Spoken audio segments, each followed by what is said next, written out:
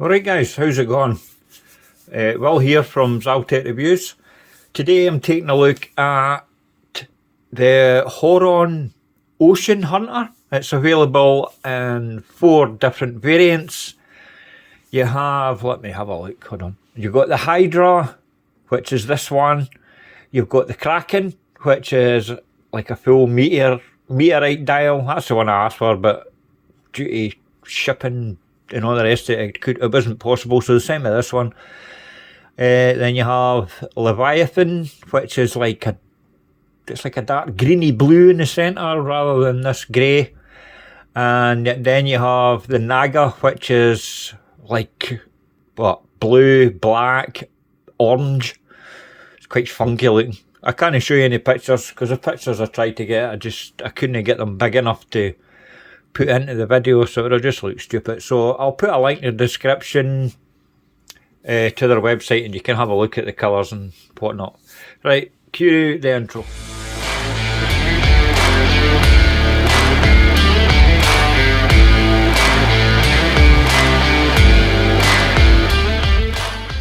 Right then,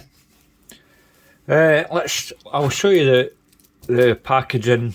I've got it sorted in frames. Quite a big box actually. Well presented. Then you got like a box in a box, and this one, the one inside is like a piano black finish, really shiny. Take all the dust off it because it's a dust magnet. It's quite a nice box though. And inside you get, well, that's like a leatherette type thing. Oh, it's a bit wobbly in it. This is, oh, aye, that's just the warranty card, and I've put the spare links in there. Then you've got your cushion, and that's about it. This is just pre-production. That's why it's a bit. Oh, it's alright when you push it right down, I suppose. Right, aye, so Horon Watches contacted me and asked if I would like to have a look at this.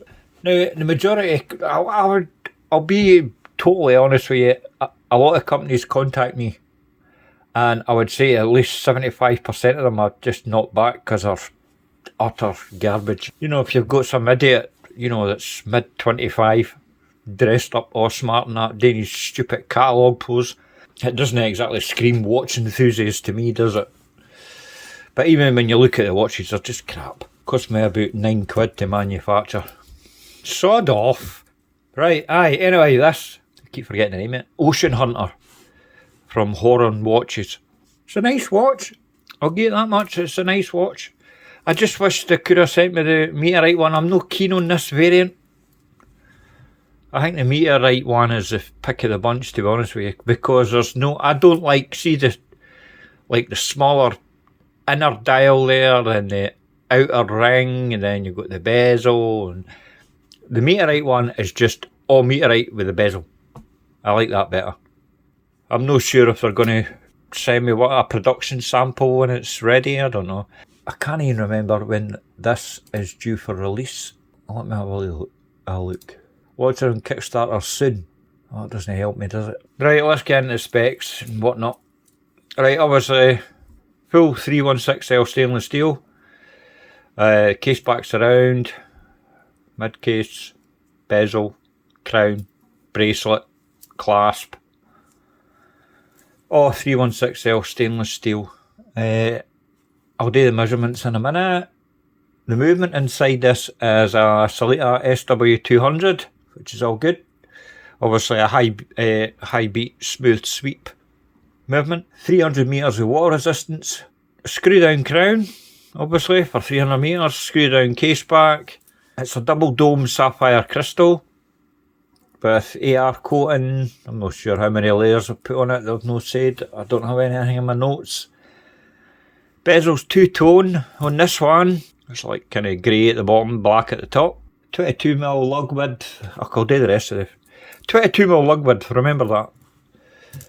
I'll do the measurements. In fact, let me weigh the thing first. This is sized up for my 6 3/4 inch wrist.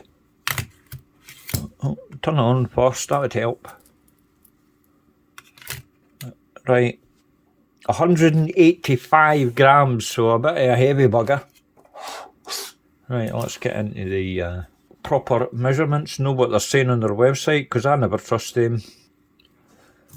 Any watch, any brand, I always like to take my own measurements. Measured from 2 to 8, just a shave, a smidge over 42mm, fine, fair enough, that's exactly what it says. Lug to lug, 48, just call it 48.5. Overall thickness, 14.1. The bracelet, as I say, 22mm at the lugs, tapers down to 18.5 at the clasp. You're looking at 21. Anything else? Size of the crown, maybe? You might want to know that. I like to know that. 6.7. Well, I know this is supposed to be a review, but see, to be honest, without sounding like a bit of a dick, I didn't really have much enthusiasm for this watch. You know, it doesn't really, for me personally, it doesn't float my boat, if you know what I mean. I think it's to do with that. It's just the way the dial is, and the bezel's quite chunky and all. Aye, maybe I would feel different if they'd sent me the meteorite one. No white dial, nothing like that. You know I'm a big fan of white dials, but I mean, don't get me wrong, the dial on this is lovely. Look at that. What do they call that again? Guilloche. But it's the multicolouredness and the separation between the sections on this particular model that I don't like. As I say, it's well built though. Biggest problem I've got with this is the way it wears on wrist, I'm afraid. Because of the male end links. Now, I'm not going to measure it because that's not a true lug-to-lug measurement. Because you can get male end links and it conforms to the wrist perfectly, whereas these don't. They're actually quite flat, if you know what I mean. They stick out. And I'll show you a wrist shot with what I mean, but that... Right, fuck it. I'll give you the measurement so you know. If you take the male end link to male end link, 56mm. That's fucking giganormous. I mean, those with big wrists and all that, I'll get away with it. But for me, and for people that have got a wrist size roughly the same as mine, around about 6 3/4, 7 inch, if your wrist size is that, you're going to struggle with this. Because when this arrived, I put it on. Oh, fucking dog. Right. Carrying on. Where was I? Aye, well, let's talk about the case. There is a wee chamfered edge there. Is it polished? Well, if it is polished, it's not very good. But aye, it is polished. But I've seen better, to be honest with you. It's just a chamfered edge. Runs along the top. No, is that an undercut? Aye, there is a wee undercut there, but it's nothing substantial. It doesn't make the thing look any thinner. Really. No, in my opinion. I tell you, Horon Watches are going to hate me, man. I've basically said I just didn't like this watch at all. Well, I've got to be honest, I'm a reviewer after all. It's just my opinion. However, you might look at this and go, that's fucking stunning, I want that. Well, go ahead and buy it. I personally would. I would need to make so many changes on this, to be honest with you. First up would be female end links on that bracelet. I mean, that's the biggest negative for me, is how the length of that, basically, it's just too much. As I say, you can get male end links that just slope better and conform to your wrist, whereas they're just too flat. So when you put it on your wrist, that's what you see. You see the edge of that first link there, and it just looks ridiculous. It looks like you're a kid wearing your dad's watch. The dial is really nice. I mean, that guilloche pattern, it is guilloche in it. I don't fucking know. Aye, it is really nice, and it's been executed really well. It just doesn't float my boat. I mean, they put a D86 and they've colour matched it, that's brilliant. but they've ruined it. They put that stupid frame round it. I hate when they put a frame round it. It just, I've said this before and I'll say it again. All it does is cast a shadow over the date. It's obviously cheap metal or some sort that they put in there to make the frame, right? It doesn't make it look any more classy. To me, it cheapens the watch, putting a metal frame round the date. Take that off and put a nice chamfered edge around the date. I'll give them points though for colour matching it. Alright, nice applied indices all round. Double batten at 12, single batten at 3 and 9. Obviously your date is 6. The hands, short hands. The hands are perfect. Can't complain about the hands. Nice second hand as well. With that red arrow tip there at the end. Quite hard to tell if it's coming across as orange or red, but aye, and with the naked eye it's red. The two-tone chapter ring as well. But what they've done is, when you've got the bezel sitting at its normal position, they've flipped it as they've made the lighter colour in the top half and the darker colour along the bottom. That's a nice effect actually, I like that. I do like that. Applied logo as well, the Horon logo. Right, so plus points on this. Great movement, great build quality, nice attention to detail on the dial. Apart from that, the things I don't like, obviously the frame round the date is 6 and the bracelet end length. See, it wears way bigger than it should. Nice bracelet is like the main part of the bracelet. It's nice, screw pins for adjustment and that, solid end lengths, solid lengths throughout, mill clasp, diver's extension or on the fly adjustment, whatever you want to call it. I like these clasps because that is actually handy when you want to just, you know, open it just a wee tiny bit when your wrist swell. Nice brushing, finishing and that. Micro adjust, you've got hee-haw. But then you've got that anyway, so what difference does it make?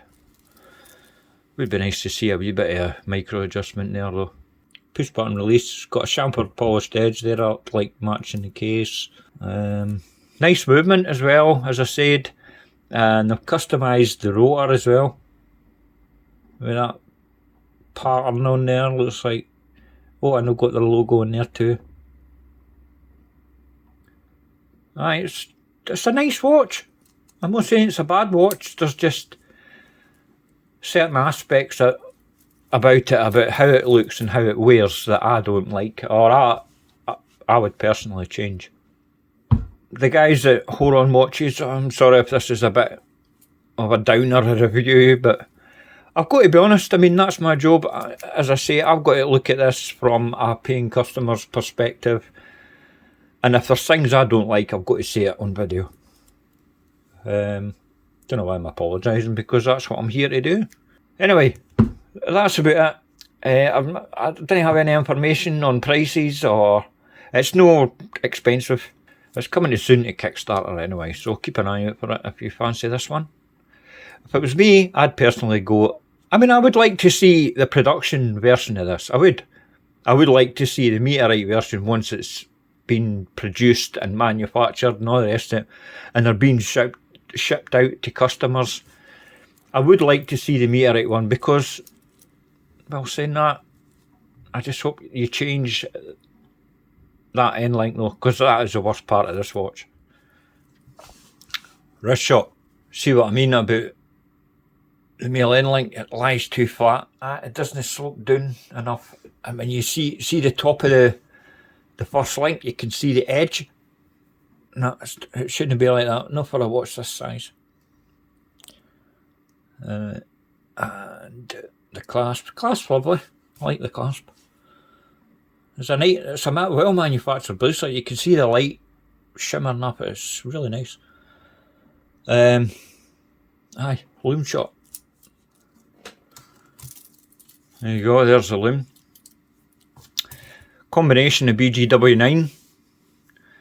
The BGW9's on the bezel obviously, and the C3 is on the markers and the hands on the dial.